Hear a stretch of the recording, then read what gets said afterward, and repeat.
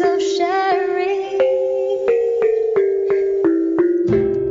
Durian ASEAN.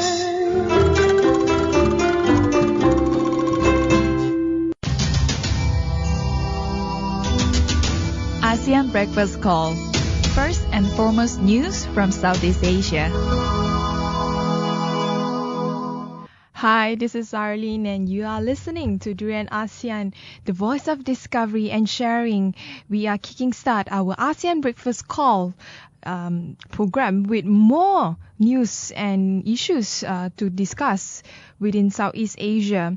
To kickstart our discussion today, I would like to say that I hope Gauri will get better soon. Unfortunately, she's unable to partner with me, so I'll be alone today. How lonely is it? Especially when I realizing that yesterday I was alone queuing in the petrol station. Yeah, I'm one of those really, I would say, really anxious drivers who realize that today the petrol and diesel prices is up by 20 cents. And it started from midnight last night. So a lot of people, I saw long queues in almost all the petrol station. A lot of them were filling all of their tanks, and it shows that people are really, really unhappy and somehow a bit scared about the increase in 20 cents within just a couple of months. In fact, if you consider that just a couple of months ago, the government also increased 20 cents on the price of petrol since early this year. And with that, it shows that the price of RON 95 and diesel fuel goes up by 20 cents. And the new price of RON 95 goes up from 2 ringgit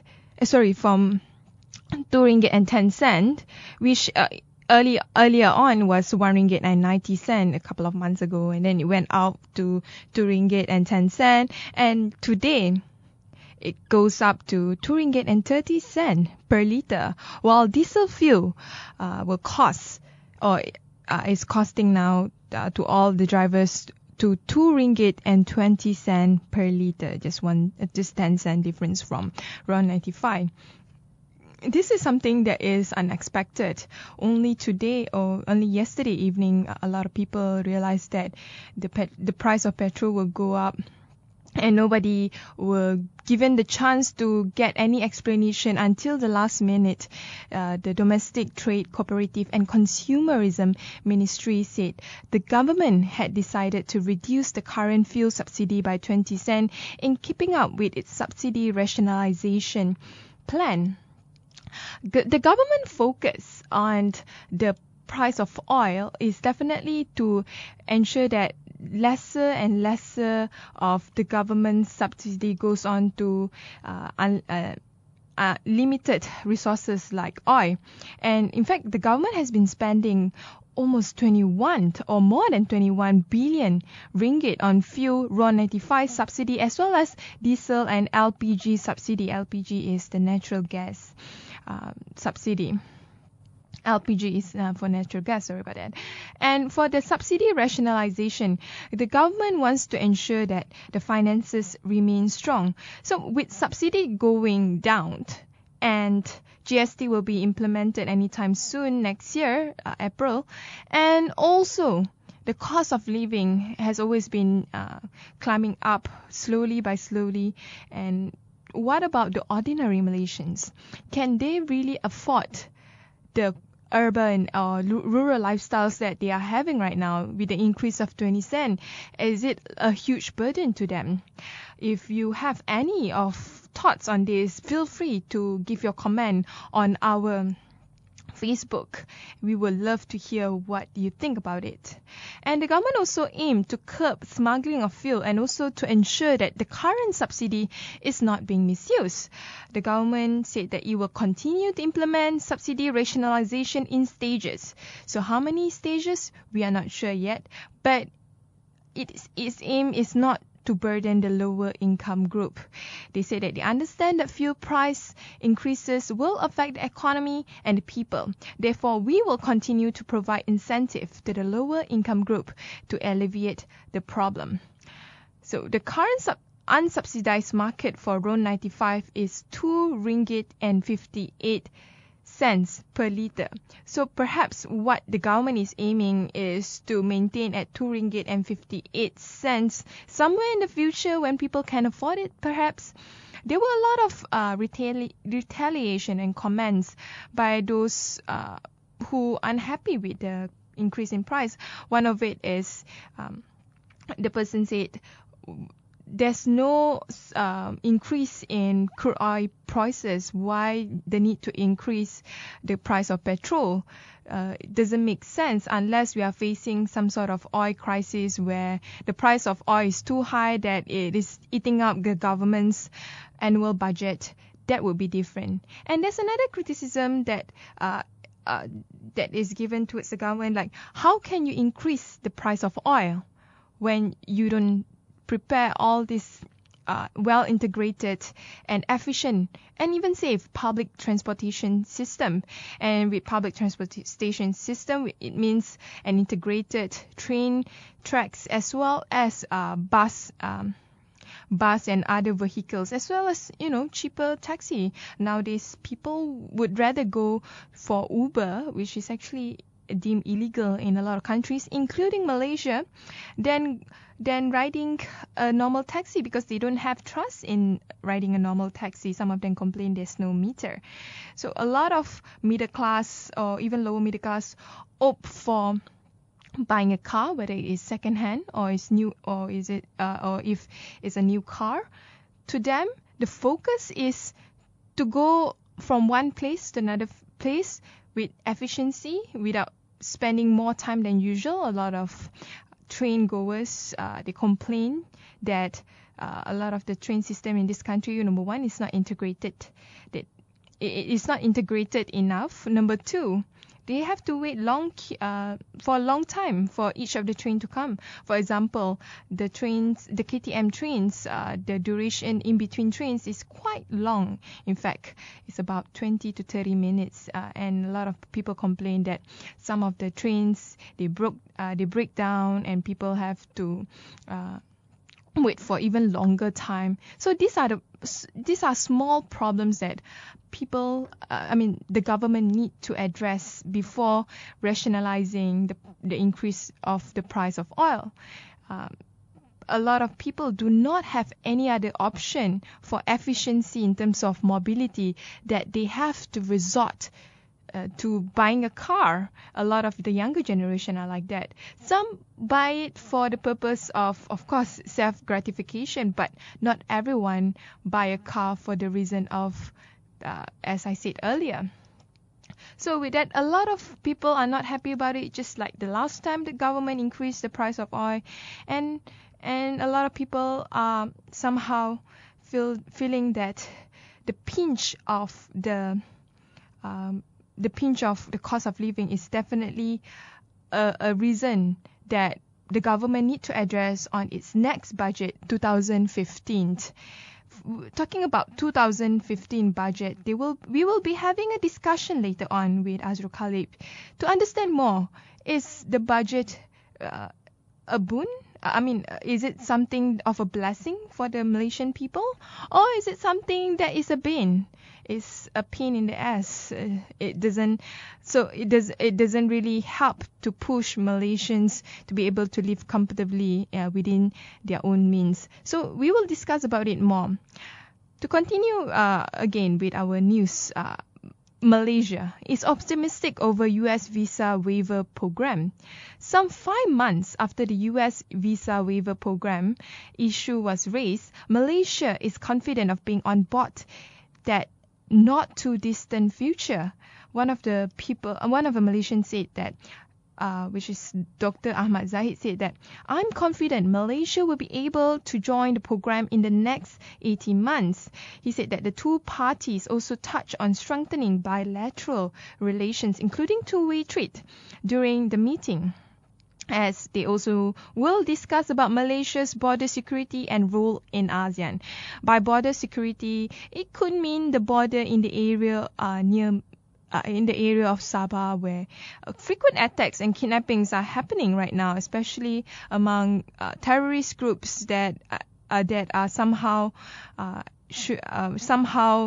making money out of ransom money and kidnapping foreigners and tourists as well.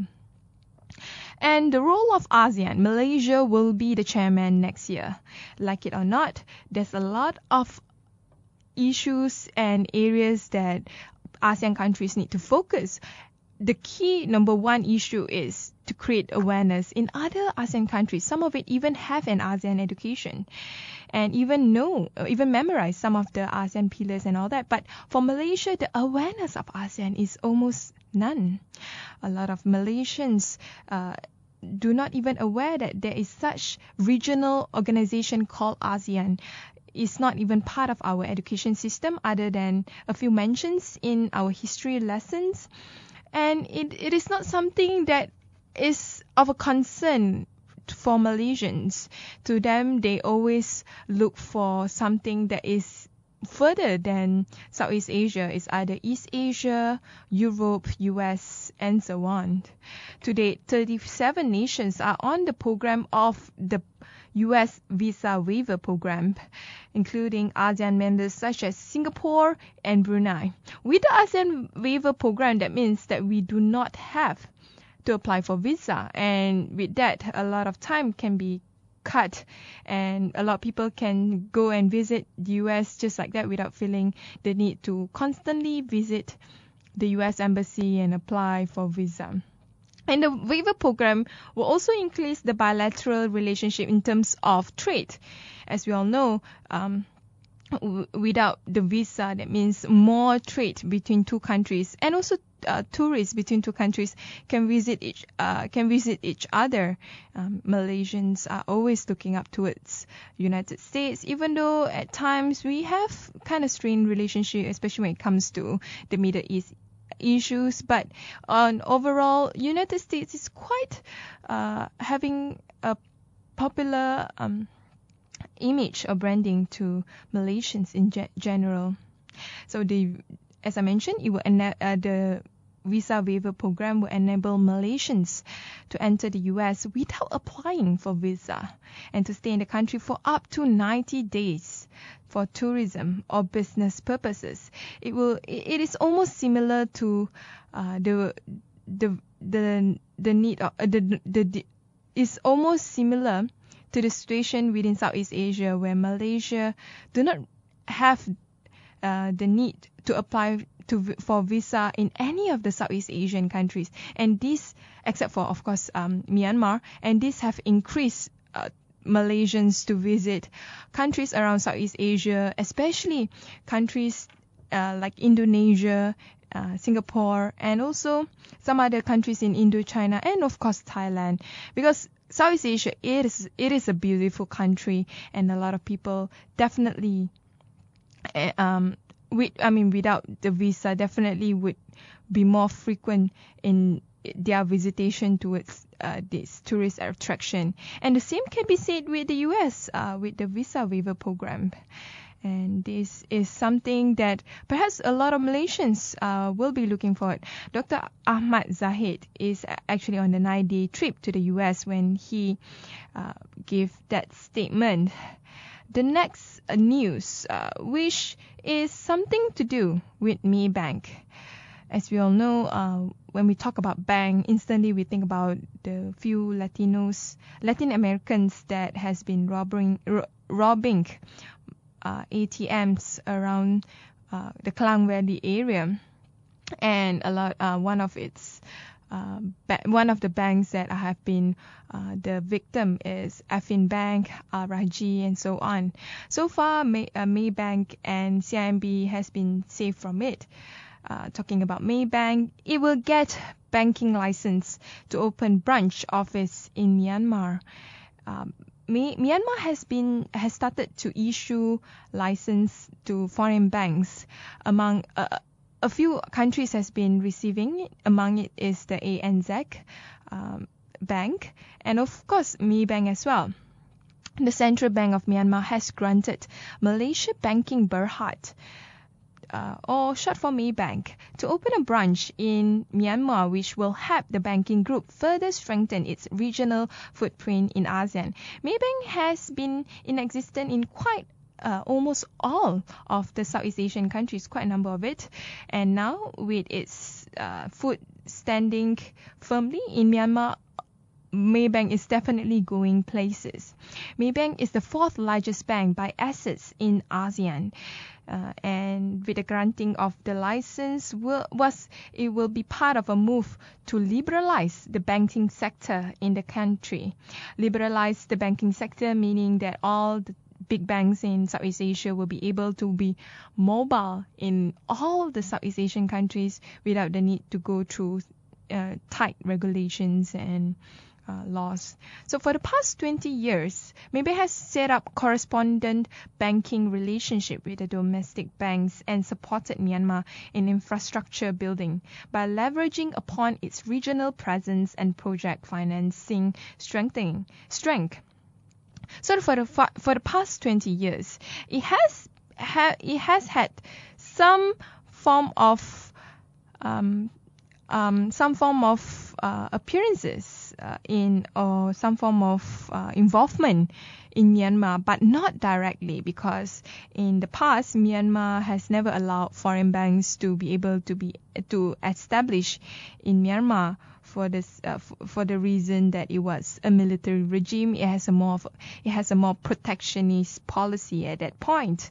But now, with Maybank and other foreign banks coming in, the market will be much more competitive for the banking sector. The Maybank said that it has financed key infrastructure projects such as airport, telecommunications, and gas pipeline projects in Myanmar. The gas pipeline will go from Myanmar to China, in fact. So a few projects is going on within Myanmar. The banking sector will be one of it. More banking sector meaning a stronger financial sector. A stronger financial sector meaning that more development will be happening in Myanmar very, very soon. In fact, if you go to Myanmar now and you compare it to just probably 5 years ago, in 2009, it is definitely a huge difference in terms of the amount of buildings, the kind of buildings as well. If I just give one example of shopping malls, in the past, the whole of Yangon, there's probably 1 or 2 malls, and it's not even considered a typical Southeast Asian shopping mall, which is big, airy, and luxurious. It's just a typical downtown mall where you just purchase whatever things that you need for home, and also maybe a few clothing here and there. But with the new development coming in, and also a stronger financial sector, more and more shopping malls, the typical Southeast Asian shopping malls, will be sprouting out in Myanmar, especially in the area of Yangon. Of course, we are already witnessing quite a number of malls there. It's a sign of Myanmar getting into development, getting into the development gear, and moving towards a middle income strata. But will it achieve it? It depends on what kind of policy Myanmar will be focusing in the next 10 to 20 years. Lastly, is the news about Vietnam. So Vatican and Vietnam are hoping to foster closer relations. This is an irony, considering that Vietnam has always been deemed a communist / an atheist country. Religion has never taken a prominent role, unlike countries like Malaysia, Indonesia, Myanmar, and even as far as Singapore when it comes to religion. But Vatican is looking at showing off their roots. Vatican is aiming to restore the diplomatic ties with Vietnam government, considering that the ties between Vietnam and other religious institutions has never been that strong, which is what Vatican is aiming. Besides restoring diplomatic ties, it hopes to return pledge to support local Catholics' involvement in the country's social and charitable activities after two sides' latest talk. So Vietnam is definitely moving forward into a different area of relationship. In the past, it's always been very communistic, but couple of years ago, it has liberalized its economy, created a lot of economic reform in a sense that it has somehow abandoned some part of its communistic values and merge it with, following China perhaps, merge it with capitalism and socialism. In this sense, it is also opening up to the idea of being more inviting towards religious leaders, and this would include the Vatican's. The two sides in the past has no formal diplomatic relations, just to be clear on that, since the last Vatican nuncio was forced to leave Saigon in the past. It is actually now called Ho Chi Minh City. Soon after the Northern Communist reunification in the country on April 13, 1975. This is again referring to the Vietnam War, where the communists with very little high-tech equipment and weaponry were able to fight